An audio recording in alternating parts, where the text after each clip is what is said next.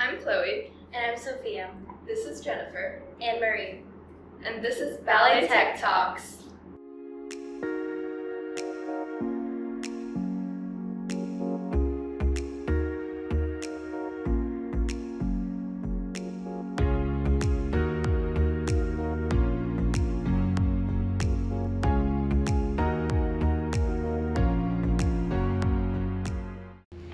As two archivists at Ballet Tech, what do you do? Do you want to go first? Sure. So I'm the paper archivist, which is, or sometimes people say the analog archivist. I'm the one that works with the materials, like paper, photos, any kind of objects that represent the history of the school and tell the story of the school. So very specific pieces like letters or things that represent the history of the company, the school, Elliott Feld's career, and any objects you might think of, like an award that was given, anything like a t-shirt, a ticket, a program, all of those things that kind of help us document the history of the school and the foundation. And I'm the digital archivist, and I've really been mostly focused on recordings of performances and rehearsals, and sometimes that includes classes, auditions, special events. And so when I was hired, it was to help manage digital storage, but then that kind of snowballed into dealing with the analog videotapes, like VHS tapes and all sorts of other formats. And over the last few years, that has led to figuring out where to donate those long term. Hopefully they're okay with us talking about the older collection, including paper documents, are going to go to the Performing Arts Library, which is a part of the New York Public Library system. Thank you. That's a good question. I have another question. So can you tell me the difference between an archivist and a digital archivist? I wouldn't say there's a huge difference. It's just about focus. And so Jennifer, as she explained, I would say is more focused on like the history of the organization as a whole and different types of documents. And in my instance, I've just been focused primarily on digital files, and also more specifically, again, like performances and rehearsals. Like I haven't been collecting digital documents or other types of things, so it's like more niche, I guess. Yeah, I mean, I can add to that I also work on the photos that are both all of the photos that were printed, but now all of the digital photos. So trying to make that all like one big library of photos that kind of works all together. And so that's a lot of focus on how you just organize all of those individual files so that they can be found. Yeah, and at some point, as everything becomes digital, that work merges, which I feel like Jennifer is gonna kind of be taking over managing like everything digitally, because at some point they kind of like live in the same place and need the same things and are accessed in the same way. Right. So what motivated you to pursue a career as an archivist?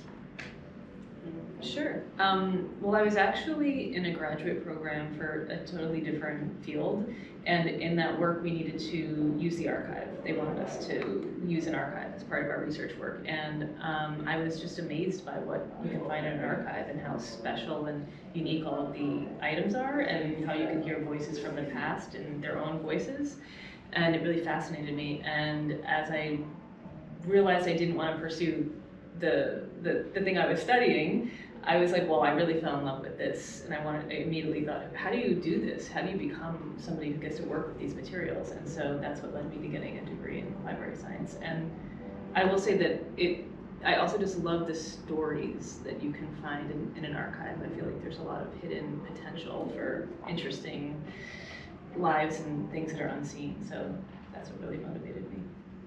Thank you.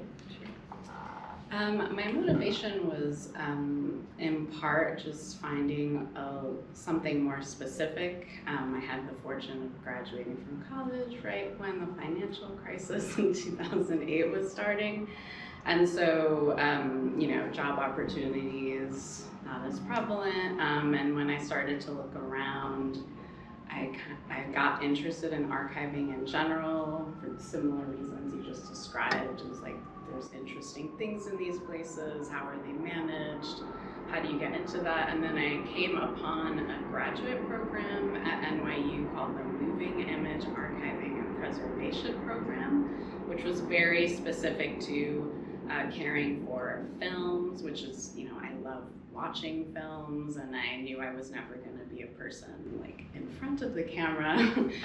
Very interested in behind the scenes, and then I had no idea that was a specific profession, but there are specific film archivists and things like that. So and that was in 2010 is when I first started that program. And then that just being in the program opened my eyes to all sorts of other things that I don't think we have time to get into, but it's a very interesting small world, and I get to meet people like Jennifer who are really cool. And what's your favorite part about work? At Ballet Tech or In general. Definitely discovering things that are just not publicly available. I've worked with a lot of people where it's like their personal home movies, and even coming here, even though my family has some dance history and I love dance, I wasn't very familiar with Elliot Feld. And it's really cool that I got to learn about his work, looking at recordings of his work and being able to talk to him about it. It's like a very privileged position to be in, to actually learn about someone and to make these things that aren't available right now, hopefully more available to people. It's very important to Elliot that there is documentation about how his works were choreographed. That seemed more important to him than just a recording of a performance, and it's nice to be a part of the effort to make sure that lives on. Well, Marie said almost everything that I would say, so I 100% echo that. Getting to be a part of like a multi-layered narrative about a place and providing like all of these really fun details, more than fun, but interesting and compelling, and opening up new perspectives on what's happening now by looking at what happened before. And in all of the archives that I work in, I find that to be the most interesting, exciting part, is finding something new or seeing something in a new way, and because somebody's asking a different kind of question about, well, what did it look like when they did, because I've worked in a number of schools, so such and such with math, let's say, and the 70s, and then you can find those files and you can look at, it leads to all sorts of different places. And like recently I found, a fun thing that I found, because then you find fun things too, is that, Elliot actually failed dance when he was in high school. And so,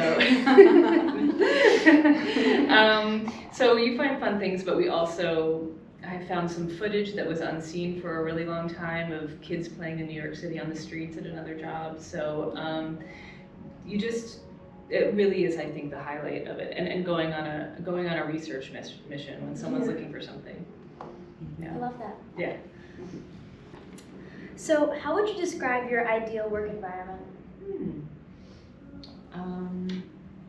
I would have to say my work environment here is pretty close to ideal. It's a really nice room. It's my own space where I can concentrate, because working in archives, I find I need a lot of focus when I'm trying to figure out how things are related to each other, how I'm going to organize them. It's kind of like a big puzzle. So it's nice. I have light in the room. I have a window, which has a nice shade, because you want to keep the materials out of the light, so for the most part. And it's actually a really nice mix, because in the morning when you're not dancing, I have a lot of quiet time. And then in the afternoon, it's actually really lovely to hear the music and hear you joyful dancing. It's nice, because it can get really lonely in archives as well, because you need that focus time, but I don't feel so alone once the dancing starts. It's a really lovely. Yeah, a similar combination, and I really like the environment here. I have like a very kind of weird situation where my workstation is in the larger like employee lunch room, but it's a very open space, and that has to do with the proximity to the other digital storage unit that holds a lot of copies of the archival files and other things that is connected to the internet and everyone can access. It's just the circumstance, but it works out because it's not always full of people. I'm good at zoning out. It's nice to interact with people because a lot of my other work situations is just me by myself. And sometimes that's fine because I need to concentrate, and sometimes you start to get like a little existentially like, why am I here? Like, who is this for? What's happening? So, I would say that's a really huge challenge in archives. Yeah. Is the amount of time you spend alone and with a lot of materials, and it can start to feel claustrophobic, I think. Yeah. Especially a lot of archives are in basements, and so you don't have any access to light, and it starts to become like there's beautiful unpleasant. light and windows here, which traditionally for archives, you don't want sunlight getting on things, but that's not a big issue for digital files, and the actual storage unit's not like in the window, but it's nice to, this is also the archival work I'm doing here is actually being used by people, like it's used internally, and we also know it's going to be donated, but I work for some other places where it's like the end of the organization's life, and so no one's using it yet, and sometimes that just gets a little like, are we spending too much time on this? Yeah, it can be really hard to do the job really properly and hold on to things and when you're not sure if they'll ever be used. Mm-hmm. So yeah, that's a challenge. Do you have any other challenges maybe? I find that sometimes you start a big section of an archive and you think you have a handle on how you want to organize it, and then you find something new that you didn't realize actually would fit into that part of it as well. Now you're like, oh my gosh, how am I gonna fit this in to like the structure that I created? Or like, oh my gosh, I already thought I did all of the 1960s, but I didn't. And so that's why paper archivists use pencils, really, because all of the folders, so you can renumber them, easily. It seems kind of old-fashioned, but it's actually the simplest way to do it. So that, because you're never really done, because somebody could donate a box of things that all of a sudden needs to be integrated into the work. So I find that to be the bigger challenge, is just creating the structure and making it flexible enough that it can change for new information. Yeah, and the biggest challenge with digital archives, even with old AV, like analog tapes like VHS and things, where we can only do what is commercially available. Like there's not an archival version of tapes that people make things on, and now we've moved to digital, but there's not like archival hard drives or archival computers. So the technology is constantly changing because that's normal, that's what happens, like computers are constantly upgraded. But for an archival environment, you have to constantly keep up with, like, can we still open this program? Can we still open these files? And places don't usually have the budget for that. Like this is a good situation, but it's also not necessarily a massive digital archive. But so in general with digital archives, it's like technology constantly changing and being able to afford to keep up with that. I would add on to that, I also do run into fragile items or items that have stuck to each other. So, and being able to work with the pieces and not damage them, and and then a huge challenge, if everyone wants to keep it in mind as they go through life, is not having a date on something, trying to figure out when something was made. A lot of things have a month or a date, but not a year. And so it can be really challenging to figure out the year, which is usually the most important piece of Oh, information yeah. that you want about Yeah. something is having any idea what time period it came from. So yeah, that's a lot of my work actually, is trying to figure out when was this made. So how is Ballet Tech different from any past work experiences? This was the first, I would say, place that I worked at, archive that I worked at, where the founder was somebody that I worked closely with. Where in the past, I've worked in institutions that are older. And so that was a pretty unique opportunity, as Maria mentioned earlier, to be able to work on the history while engaging with the people that created the school and the companies. I think for me, it's most of the other places I've worked at, either the organization was very much built around the content I was working with, where it's not that what I'm working with here doesn't matter, but running the school is the bigger focus.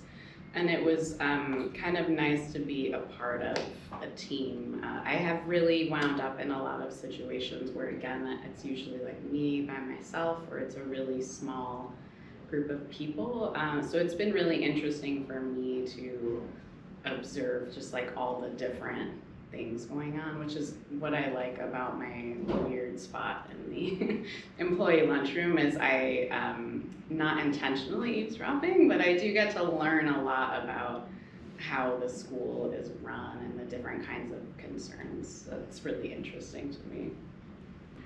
What do you hope to gain from working around dancers? I mean, I love working around dancers, and I especially love working around the student dancers because you're really inspiring. You work really hard and you create beautiful art, and I just find it truly inspiring and enlivening. It's one of my favorite parts of the job. Yeah, for me, one of the main things that motivated me to take the job was the opportunity to work in a dance organization. My family has some dance background, and I'm not a dancer, but I'm a big fan of dance. So it's been really cool. Again, I like the behind the scenes stuff. It's interesting hearing everyone rehearsing for, the summer's performances, and seeing people picking music, seeing people deal with costumes. It's very archival. It's like, how does it work? How is it made? And it's nice seeing that in the dance art world, I guess. Do you guys relate to dance in any way? I enjoy dancing, and I've trained as an actor, and I just really enjoy learning about embodied art forms and how you think about your body in space. And I feel like watching you all train, even though I don't see a lot of it, I just kind of absorb it as I'm walking through the studios and around, and then seeing the performances. I just always kind of informs, broadens my understanding about using your body to express yourself and to be an artist. And I find that relatable and interesting. So my paternal grandparents were Romanian folk dancers, and they came to this country, specifically in Michigan, outside of Detroit. They came in the mid-70s. And so at the time, folk dancing is so accepted in America now. It's super popular, but when they came, nobody knew what that was. So they focused on teaching classical ballet and opened a dance studio in the suburbs of Michigan. My grandfather choreographed the Nutcracker annually at the Fox Theater in Detroit up until 1996, I think. I was a child, I just danced from age 5 to 11. My grandmother taught at the school, So I've always loved it. I learned very quickly, it was probably when we started doing point and partnering that I was like, I'm not gonna do this. I was just uncomfortable and shy, but I've always, I love watching dance of all kinds, and that is my, there's no other dancers that I know of in my family, but it's always been a part of my family. What's a single word you would use to describe Ballet Tech? The first word that came to mind was innovative, and I am basing that on what I know about the history and what inspired Elliot to start this school. I'm personally not aware of a lot of public dance schools, so that seems like a really big deal. And I know in the last couple of years, I can hear it, there's integrating like different dance styles seems to be more prominent in the teaching as well, so innovative. I like that. I respect that. It's a good word. My first word, I think I already said it today, but it's the first thing that comes to mind is joyful. I feel very moved when I see the performances. I feel like there's such like energy, or we could say energetic in all sorts of ways, but I feel the energy of the students and the commitment, and that makes me feel joyful. So yeah, I feel just very moved actually by the work of the school. Thank you. Sure. That's great. How have you changed by coming to Ballet Tech? All right, well, I've always, I guess, had respect for children, but I think what I didn't quite fully appreciate is how young people can be great artists and bring as much seriousness and technique and artistry to performing arts. Yeah, I don't know how to top that. But I've definitely become more interested in wanting to, be a part of a work environment that is this integrated. I just really appreciate not being so isolated. So that's more of a me thing, but I like how, even though I only come in once a week, whenever I'm here, people are very inclusive about like anything going on, and I just have really enjoyed that. And I feel like moving forward, I would make more of an effort to find other environments that way, if that's possible. Thank you. I'm Sofia. And I'm Chloe. Thank you, Jennifer Marie. This has been really nice talking to you. Thank you so much. Thank you. And this has been Ballet Tech Talks.